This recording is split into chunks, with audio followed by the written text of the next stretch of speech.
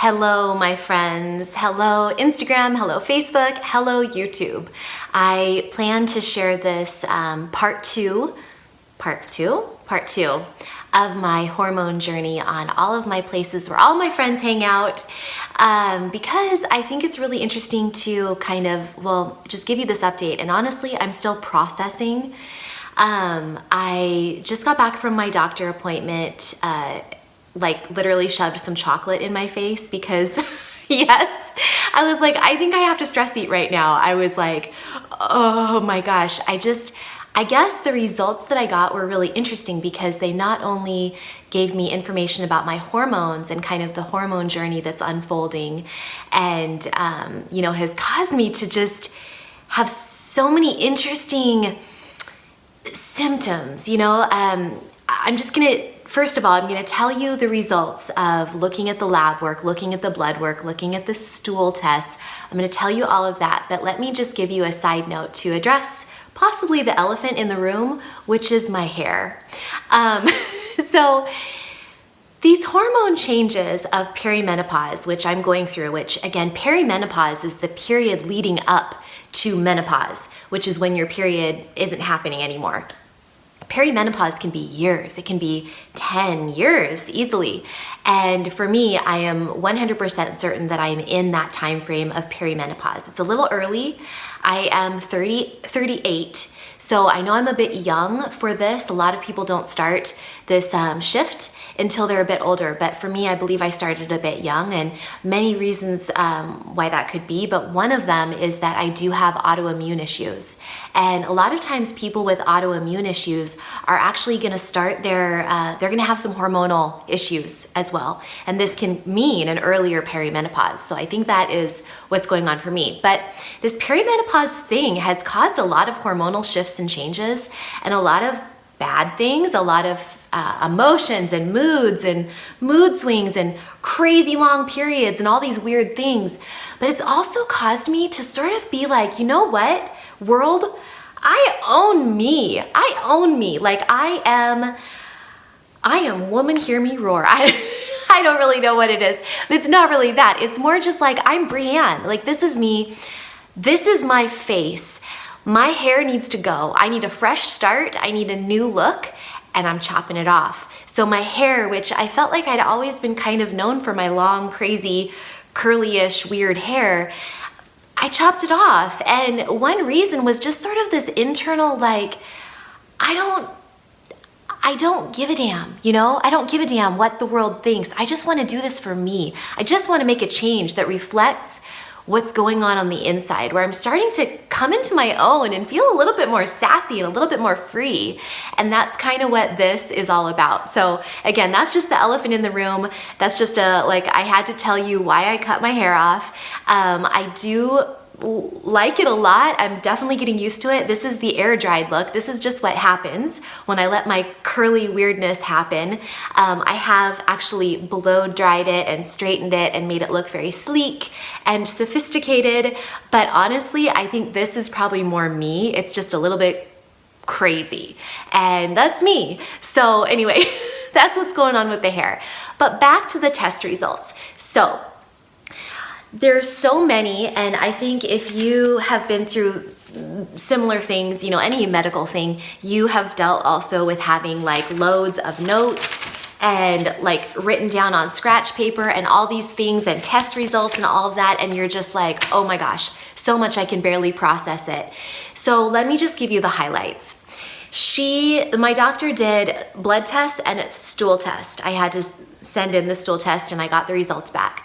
The basics are that I am in fact very, very low in progesterone. So this is what my hypothesis was, is that I'm low in progesterone, and I am.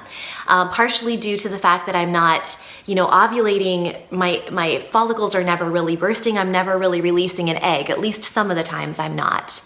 And that's gonna change my progesterone. But there may be other reasons too, which is indicated in the rest of what I'm about to share. So my progesterone is very, very low. Estrogen is actually medium. It's not super high, but it's also not really low. It's actually a little bit on the high range, which makes this low progesterone even more of an issue because that relative difference is a lot. Now, stress, it turns out, is, according to some of the test results, because my stress hormone markers were pretty bad. We know that when you are stressed, your body steals from your sex hormones to make stress hormones. So your body's like, you know what? We don't need to worry about fertility. We don't need to worry about making babies and all that. We're going to steal from those sex hormones to make the stress hormones that we need to stay on high alert. So for me, that's what's been going on, and that's one reason my progesterone has been quite affected. And this is really, really common. And so this is one reason why I am so excited about my new foray into yin yoga, which is really a great practice for reducing stress. And I think anyone can benefit from this, but for me, it's essential. Now, there are other issues as well. One huge issue that was found on my stool test results was that I have a parasite. So because of this parasite, I have very, very low levels of the beneficial bacteria that are supposed to be in your gut. So there are pathogenic bacteria, and actually I'm pretty good. I don't have the pathogenic bacteria, yay, but my beneficial bacteria that should be in my gut are very low. And even though I don't always, but I do supplement with probiotics when I remember. It's not every day. But even when I do that, even when I eat all the right foods, it doesn't matter because these parasites that are in me, the parasites are eating up all of the good guys. And so it really doesn't matter how much I supplement with probiotics. It's just not going to make a difference. The parasite is called Dientamoeba fragilis. Yuck. So we are going to work on this with an antibiotic, which normally I am like antibiotics. I don't like to take those, but she recommended that I take the antibiotic that is recommended to knock out this particular parasite, which I probably got on one of my many travels. I've traveled all over the world. I'm grateful to say that, but that can lead to a lot of, issues with water quality and that kind of thing. So we're gonna treat that. We are also going to work on my diet because in the stool test, she did find that even though I have been gluten-free and eating a gluten-free diet for years and years and years, I still am having a really hard time absorbing certain things. I'm having a hard time absorbing fats. I don't absorb fruit sugars at all, fructose. This is all causing stress on my body that I'm not absorbing these things and my gut health is still not so great. And also she said that I have a ton of gluten antibodies, anti-gliadin antibodies in my stool. So she's like, you must be eating, you have to stop eating grains is what she said. So that's a huge bummer for me. The thing is, I know that even though I'm not eating gluten, my body is reacting to grains and just the proteins and the things that are in the grains in general. So this is a big fat bummer to me because it means I have to go back to a grain-free way of eating, which I have incorporated gluten-free grains into my diet again within the last couple of years, but I guess my body still isn't ready for it. So I have to go back to eating completely grain-free. I also have to lower my fruit intake. And she also recommended, she said to keep doing my digestive enzyme supplements, which I've been doing. Oh, and here's another big one. She said that I don't have a compound that allows my body to break down sulfur. And so sulfur-containing foods such as kale, broccoli, which is my favorite, these foods, which are healthy foods, they don't work in my body. And in fact, again, they're stressing my body. So I have to cut out the sulfur-containing foods as well. It's so hard. She said that this isn't a life sentence, that she's given me a supplement that can help boost this pathway that's going to hopefully allow me to work with the sulfur-containing foods in the future. But she said that we need to, for now, eliminate the probiotic supplements that I'm taking because I'm going to be taking an antibiotic to get rid of the parasite. We need to keep going with the digestive enzymes, keep going with my progesterone boosting essential oil blend that I'm using, Keep going with DHEA. Apparently I need DHEA, which is great because I can use Dr. Annika Becca's Julva cream, which I have promoted to people for a long time, and that has DHEA in it. So that's a hormone that will help with many things. I need to work on stress management. I need to eliminate fruit for now, not forever, but completely eliminate grains. I need to completely eliminate, for now, sulfur-containing foods such as broccoli, kale. There's a whole list of other things I still haven't translated it all because I actually go to a German doctor, so I have a lot of homework to do. But I need to eliminate all of that, and I need to take some supplements that she recommended, which are gonna help kickstart these pathways that are gonna help me break down sulfur better.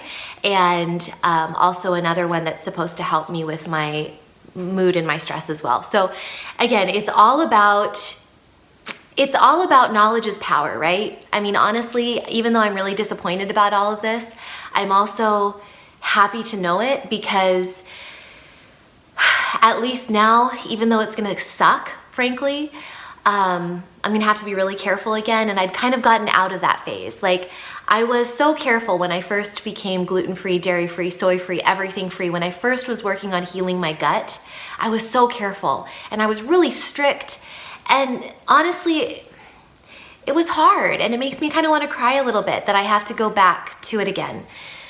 But my health is worth it, and if it's true that the gut is connected to your hormones. Your brain and your stress is connected to your hormones. And so I'm willing to do what it takes to work on my gut, to work on my stress, to heal these hormone issues that are having. So I'm gonna tackle this parasite.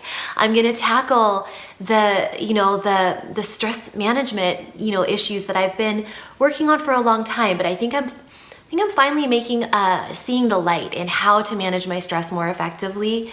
That's a whole nother topic, really.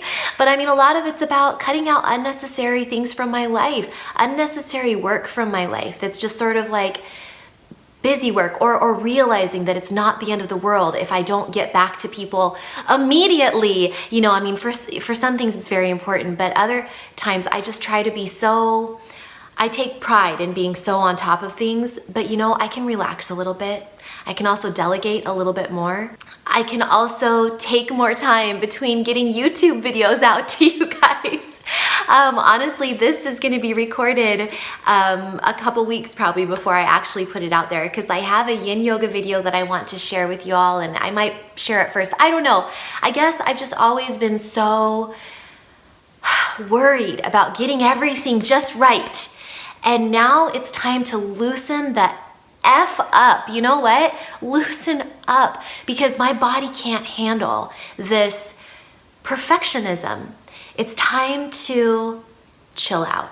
And so that's what I'm doing. I guess my assignment is to change my diet, to chill out, to take those darn antibiotics to get rid of the parasite that I have, to, then after I kind of get rid of that, then I'll start supplementing with the probiotics. I'm gonna keep taking my digestive enzymes. I'm gonna take some of these herbs that she recommended for these paths that hopefully will help me be able to break down sulfur a little bit better so I can eat my broccoli again.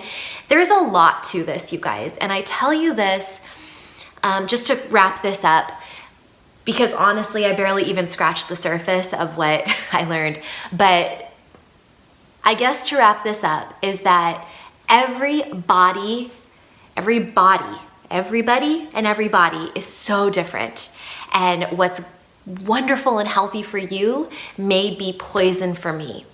What's helpful for me may not work for you. That's part of it. The other part of it is there's so many natural things you can do that will help you get back on track based on your body's needs. So for me, like I mentioned, I have to do this antibiotic, but then the nutritional changes that my particular body needs, I'm gonna do, and it's gonna work. And no, it's not gonna work overnight. It's gonna take months probably to see the results, but I'm willing to do it because I am not willing to feel like crap for the rest of my life. I am not willing to take the time to go into these doctor's offices and sit in the waiting room, and it takes forever. I hate parking down there. I hate going to the doctor. And so I am gonna do the natural approach. I'm gonna do the dietary changes, the herbs, my essential oils that are working for my body. I'm gonna do all these things and I'm gonna be consistent with it because it's not worth it for me to be sick. It's not worth it to be sick. My health is so much more valuable to me than I ever even realized it could be. I am gonna do the natural thing. It's gonna take time, it's gonna take patience, and it's gonna take dedication, but I'm gonna do it. So that's my hormone update and the hair explanation. There was a lot in this video. Thank you for watching and wish me luck, okay? Stay tuned for more yin yoga videos on YouTube. I have a lot more in the works for the new year, for 2019. They're gonna come probably every couple of weeks. Like I said, I'm not gonna be stressing about getting them all done perfectly on time because I am, I do this myself. I edit them myself, I upload them myself, I do all this stuff myself, and it takes a lot of time and a lot of work. So I probably will be every couple of weeks, we'll have something new for you, but I do love doing my videos for everybody on YouTube. And in other news, if you ever want to get in touch with me and work with me a little bit more one-on-one, the main focus of my business is actually my essential oils. So doTERRA essential oils is the way to really have more of a connection with me on a business level, because that is the main focus of my work right now. So they've helped me immensely, and I know that they can help so many other people too. Just get in touch and know that if you're dealing with issues that are similar, if you're having hormone havoc as well, if you are going through perimenopause and you may even think you're too young for this, but something inside you says, no, I really think that this is a hormonal issue. I think this may be perimenopause, and maybe even your doctors are telling you you're crazy.